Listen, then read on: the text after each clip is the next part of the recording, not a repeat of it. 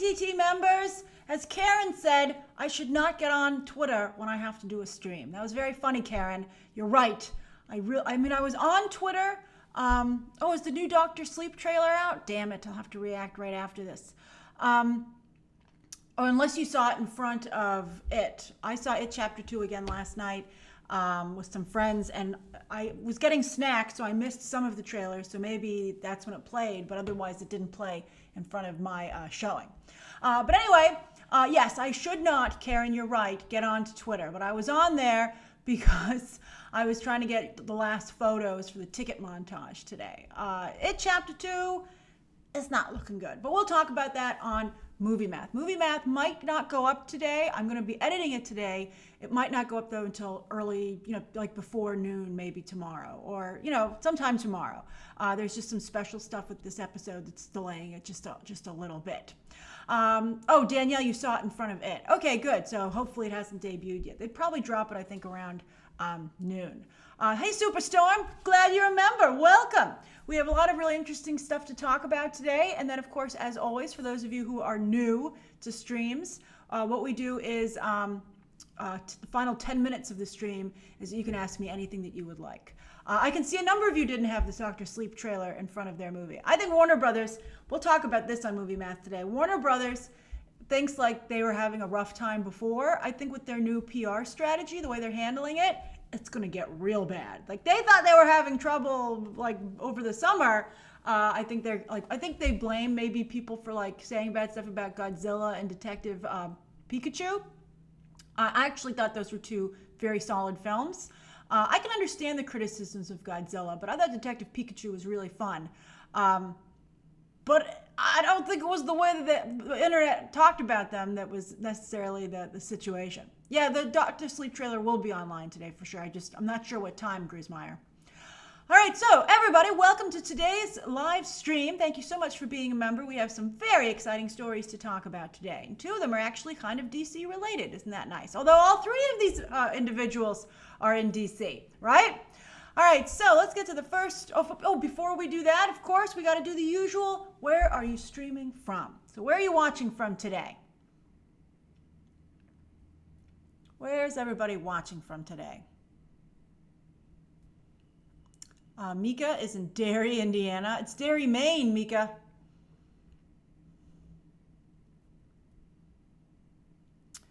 Portis 2 is watching from my cozy bed in chilly London. That does sound cozy. Colton says, good morning from Kentucky, laying in bed with my dog drinking coffee. Oh, everybody's having such a cozy time. Jeff is also enjoying coffee, but in Michigan. John says, Phoenix, where it's under 100 degrees. I'm very happy for you. Max is watching in Mississippi. Shield 91, driving from camping in northern Michigan. Oh, you're also in Michigan. Terry says, finishing breakfast on a cloudy, dreary day in Edmonton. Well, at least it's the weekend, right? Sarah says it's very sunny in Rio, though. Joseph says, getting ready. Oh, hey, Joseph, getting ready for football, and you're cheering on the 49ers. Good for you. Oh, Grismeyer's in Derry, Maine. Very nice. Let's see here. Thies is in the Netherlands, seeing It 2 for the second time. I have a wonderful time. Red, floating in my living room. Ingrid is watching from work. Oh, you're working on a Sunday. Good for you. Good work ethic. Hugo's at Avengers headquarters. Matt says, coming at you from Michigan, watching Anastasia with my daughter. Aw, that's a good movie. Oh, hey, Jonathan, Pittsburgh, PA. I love Pittsburgh. I have family there. Felix just moved to Montreal, so now I'm streaming from my bed. Oh, you're all done. You're all in your new place. Congratulations. Lauren said, happy birthday to where's Steve? Steve, is it your birthday? Oh, yeah. Where are we going here? Steve! Steve, it's your birthday. Going to see The Little Mermaid. Oh, yes, they are playing that today. You can also get it on iTunes. Happy birthday, Steve. I got to see you in your picture for It Chapter 2. It was great. Eduardo is watching from bed in Chicago. Good morning to you. Matthew is planning lessons to teach tomorrow in sunny Sheffield, UK. Oh, you're a teacher. How wonderful. I like your use of emojis there. Shield 91 is a Steelers fan. Me too, of course, because of the Pittsburgh connection. Oh, Eduardo, it's also your birthday. Oh, how nice.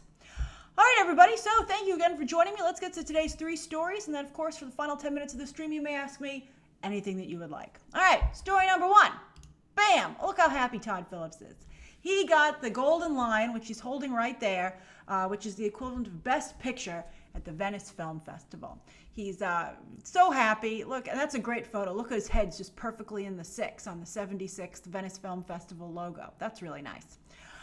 So he's so thrilled. He's like, this is going really well. And it is going very well. I don't think it's a slam dunk. A lot of people are treating it like this is like a done deal. I don't think that's the case at all. So let's go through the situation. That's why I'm not making a video on it, because I already made a video about the debut at the Venice Film Festival, and I'll address it again. I'll probably mention it in Movie Math today, but I'll address it again if it wins something like at the Toronto Film Festival. I think it plays there either tomorrow or Tuesday. So I think tomorrow. So, but we won't have the awards until for the Toronto Film Festival until about a week or so. So anyway, it won Best Picture at the Venice Film Festival, but interestingly enough, not actor, which everybody thought that Joaquin Phoenix was, that's what they were saying was the best part of the movie. So that's an interesting situation. But they brought Joaquin Phoenix up there to point at the lion, and he looks very happy too. And I think that the Venice Film Festival really has bet very heavily on Joker.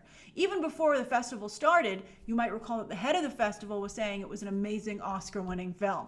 So I think that Venice has some skin in the game. I think that Venice, I think that this isn't a negative thing, and it doesn't mean it's not going to do well at the Oscars. But it's very, very important just to understand the politics of how these things work out.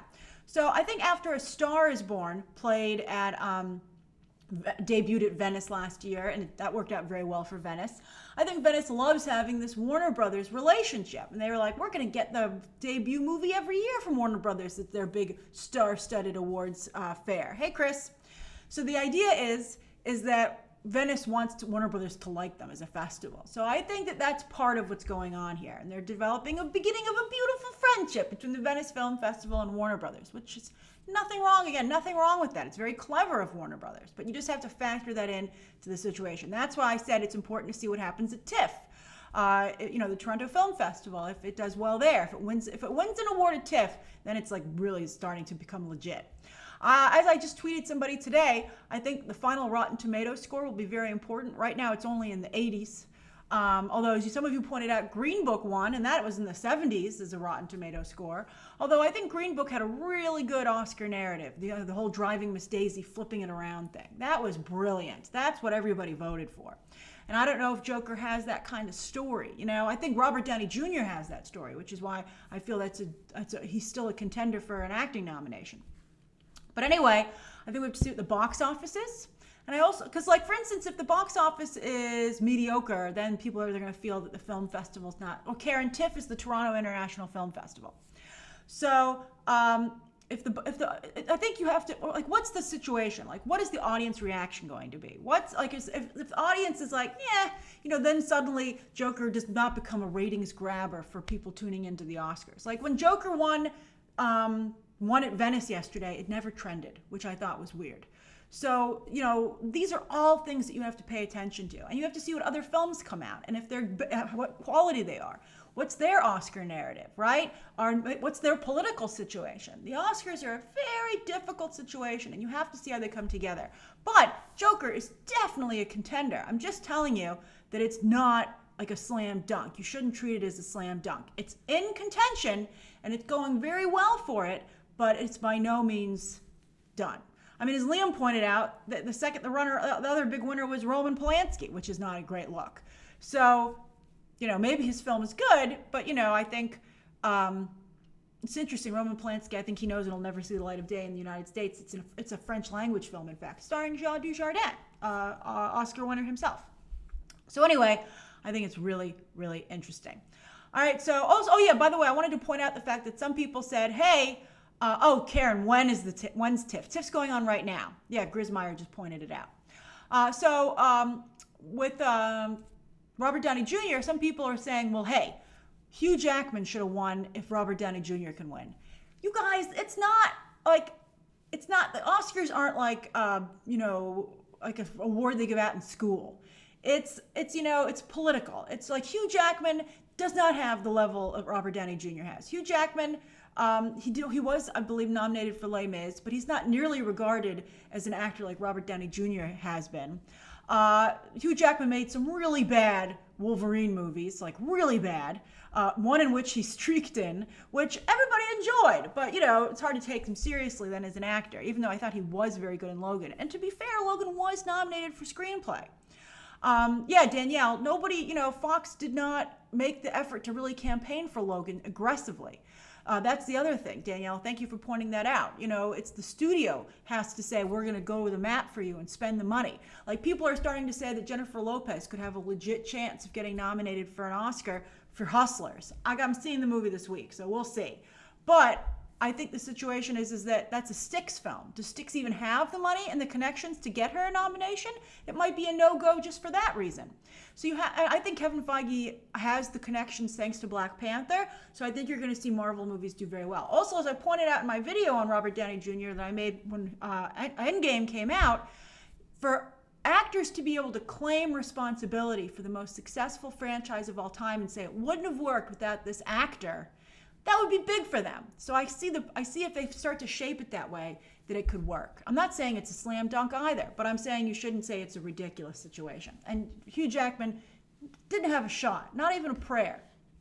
And I think you should be able to see the difference between the star of the X-Men movies and the star of the Marvel movies. Also, there's something to be said for Avengers Endgame being the most successful movie of all time. I am starting to agree with some of you that maybe they could put him in Robert Downey Jr. in the Best Supporting category. I feel that's like a little offensive considering he's like he and Captain America, Chris Evans are the stars of the franchise. Although Chris Evans, I think, has nowhere near the kind of acting career that he would need to outside of the franchise to be able to be taken as seriously as Robert Downey Jr.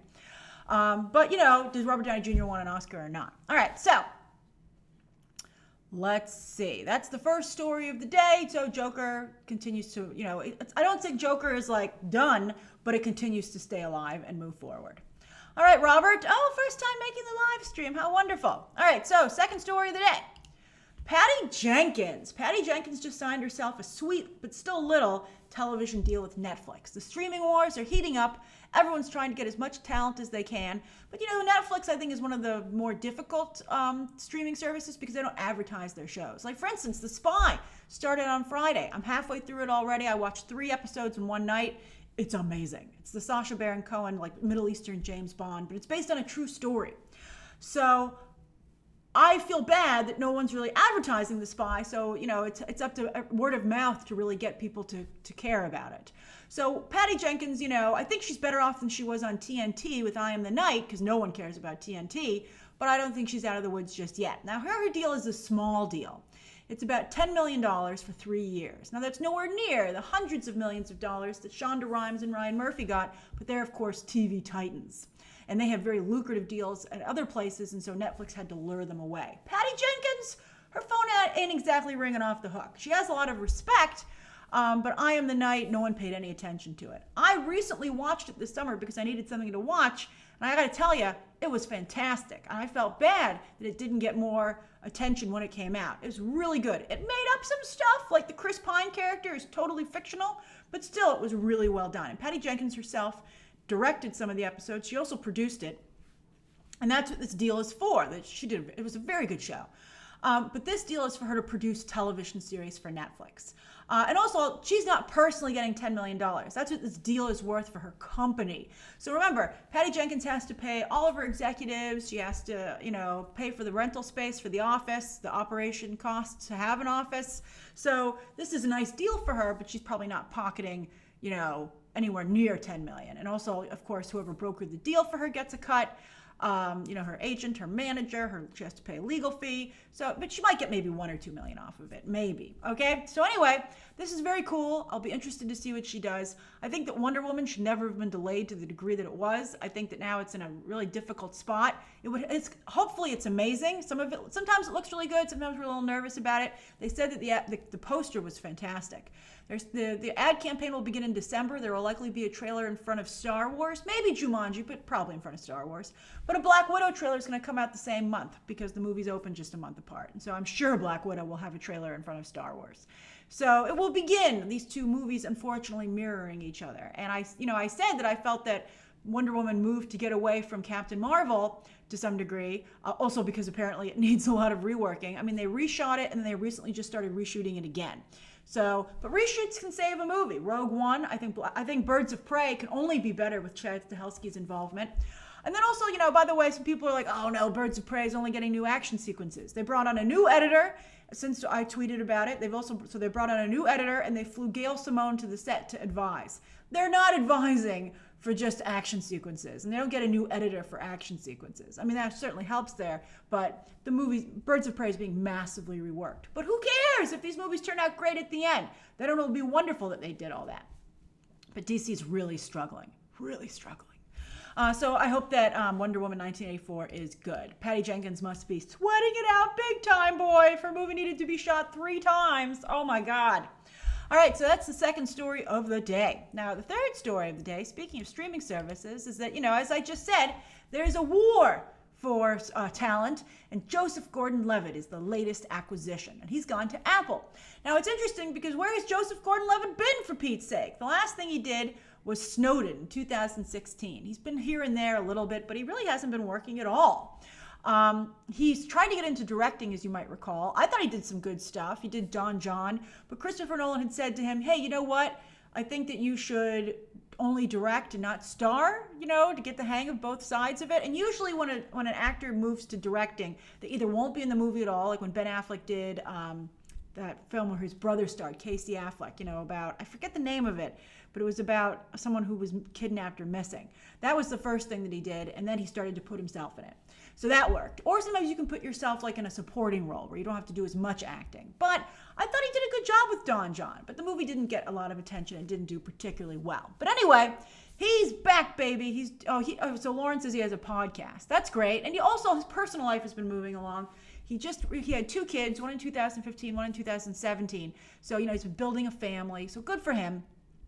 Oh yes, Gone Baby Gone. Thank you, Danielle. Good, thank you, Danielle. You're on fire today with the comments. All right, so now for Apple, he's going to be producing, writing, and starring again. They didn't say directing, so maybe not. So maybe he's learned his lesson a little bit. But also, it's hard to direct. With the TV show, it usually has multiple directors. Even I Am the Night, Patty Jenkins directed like the first 2, and then other people directed the rest of it. But anyway, he's going to play an elementary school teacher in Los Angeles struggling with adulthood. And I think that's very clever because as an elementary school teacher, he's surrounded by little kids all day. So I think that's great. I think that sounds like a really, actually, probably pretty good show, and I think it's a good choice for him. Everybody loves Joseph Gordon-Levitt. I think he's a good get for Apple. We'll see how well they advertise their shows. They've disabled comments on their trailers. I don't know if they did it for the Emily Dickinson one, but they did for the morning show, and it's like, that doesn't mean people are not going to be talking about it, Apple. And none of their shows ever trended when they started to advertise them. So it's hard, Apple. I mean, I think we'll see. But everybody goes on iTunes. Apple has fantastic traffic, I'm sure. But that might change a little bit when all these other streaming services start launching because you'll have to go get your movies at other places. All right, so those are the 3 stories of the day.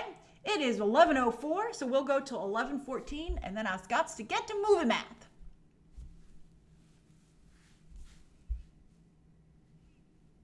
So you can ask me anything that you would like. Happy Sunday.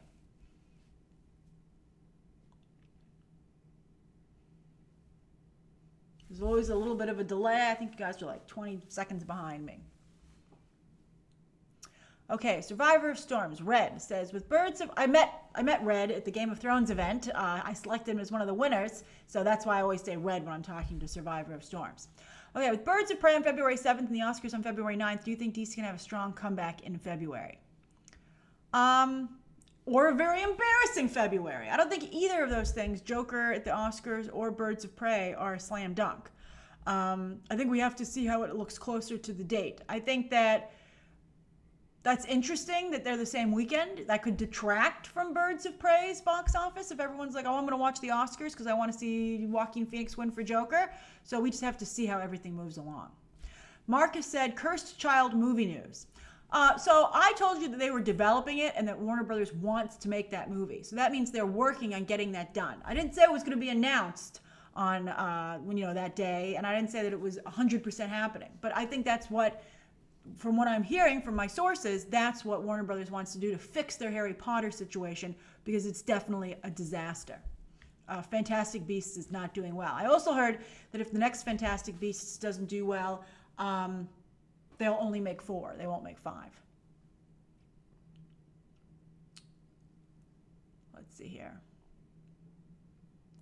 Liam says, happy with the Haley Atwell casting in Mission Impossible. Is Rebecca Ferguson still in it? I don't know. I think she's a little bit too much like Rebecca Ferguson. But I have tremendous faith in Christopher McQuarrie, so I would have to see it.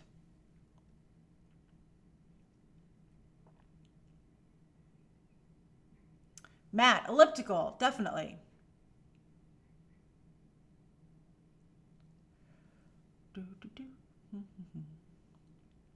I didn't see the Jack Ryan trailer, Red. I didn't watch the newest one. I'm thinking of doing a ticket montage for Joker Drago, but I might not because it's the same weekend as New York Comic Con. And I think Warner Brothers is really messing up their movies. Like, for instance, I didn't get as many pictures for It Chapter 2, and the movie didn't do quite so well. So I'm not quite sure.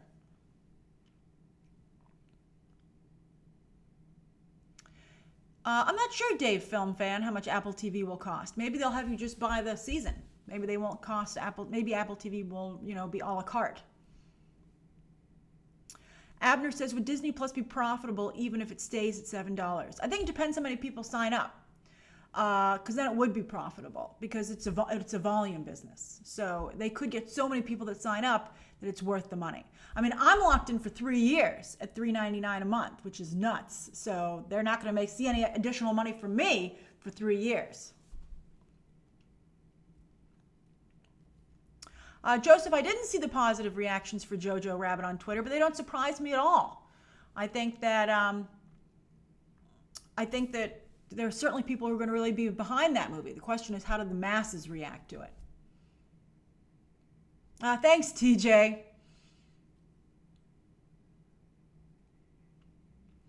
Mika says, thoughts on Gillian Anderson as Margaret Thatcher for season 4 of The Crown. I saw you asking about that too, Hugo, I believe.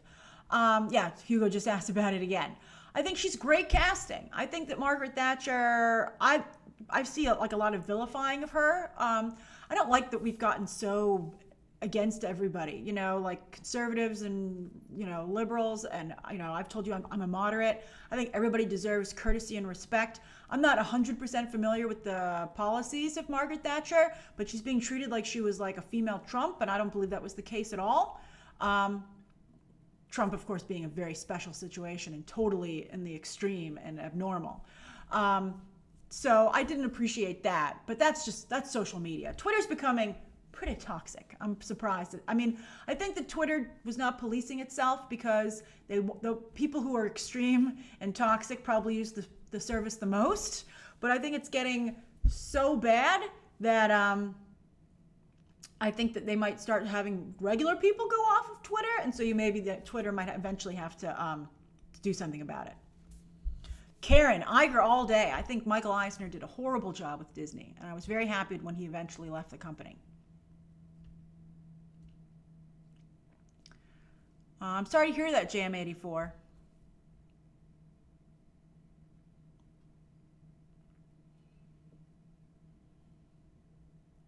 Jackson Adams says, do you think The Laundromat would get Streep another nomination? The trailer doesn't look that strong. I don't know. I don't know. I think that Netflix really still struggles with the Academy.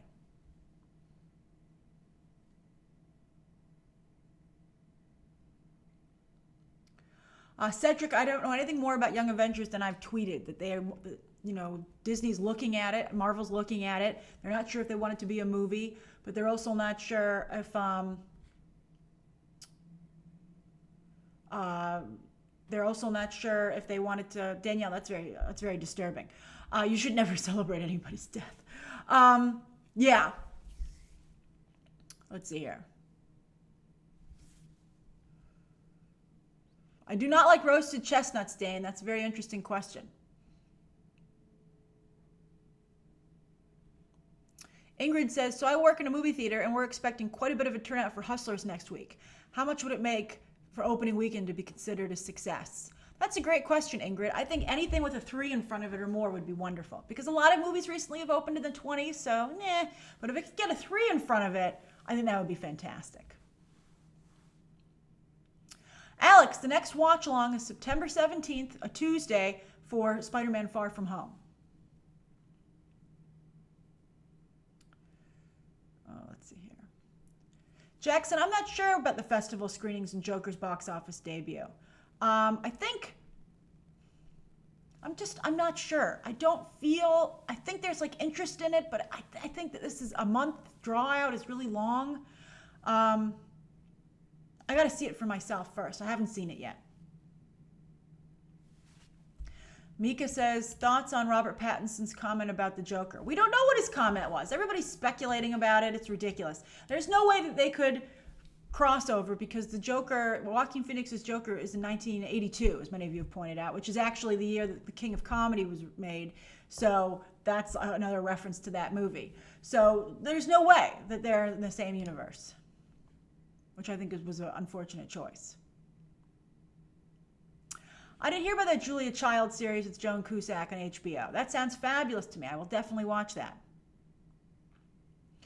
Bruno says, Grace, when do you think Warner Brothers will move forward with a Cursed Child movie? I think as soon as possible. I think that they need to get more Harry Potter movies out, and it's not going well. That's a big brand for them, and they're ruining it. Oh, my pleasure, Jackson. Go on, have fun seeing it.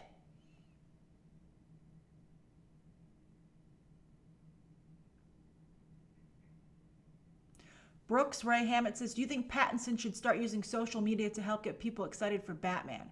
Seems like Marvel actors are very savvy at promoting their movies online, and Pattinson isn't on here. People are so mean to DC on Twitter. I would be nervous about that. I don't know if I would do that, quite frankly. I don't think I would do that. I think that would be a mistake. I think that Robert Pattinson has certainly talked enough on Twitter, and I think he should continue to do things like that Variety interview we talked about the other day where he just was so charming. That's what I should do. Oh, Dallas, I'm so glad you're enjoying The Spy as well. Sarah says, thoughts on a black Catwoman. I always say it depends on the actor. You can change any role with the right actor.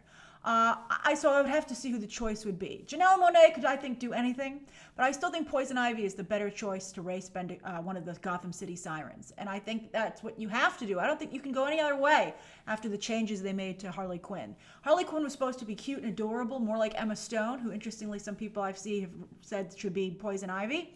But I think once you go cheesecake with Harley Quinn, you can't really have a cheesecake, and that's supposed to be a very female sexy. That's a term for a very sexy female character. It's beefcake for guys, beefcake and cheesecake. So once you have Harley Quinn be cheesecake, you can't do that with Poison Ivy. You have to go in a different route. And I think that's why I recommended the Harley Quinn Breaking Glass graphic novel yesterday, because they had a black Asian Poison Ivy. And I thought, making her an activist and all that worked out really well. Let's see here. Oh, it's 11:14. Okay, I'll do 2 more questions. Let's see here. Yeah, Dane, I didn't make that Jessica Chastain roast video. I don't know what happened to it, but it was funny while it was there.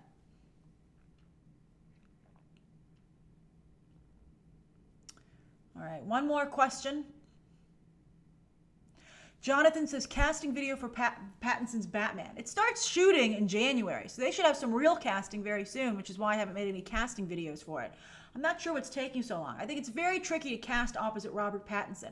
Like, one of you just said Keke Palmer. People are saying Rihanna.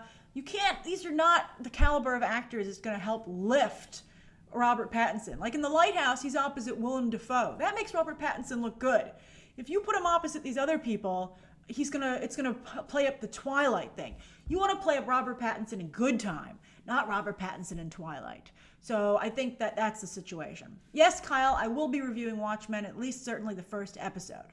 All right, everybody, it's 11:15. I must get back to work. Thank you so much for joining me on a Sunday, and I'll see you tomorrow for a live stream at 4 p.m. Eastern Standard Time. Sophia, Supergirl casting, Warner Brothers seems to really be like a deer in the headlights. They don't know what they're doing. Okay. All right, everybody. Thank you. Have a wonderful day. Bye. Goodbye. Goodbye. Hold on. Where's the thing?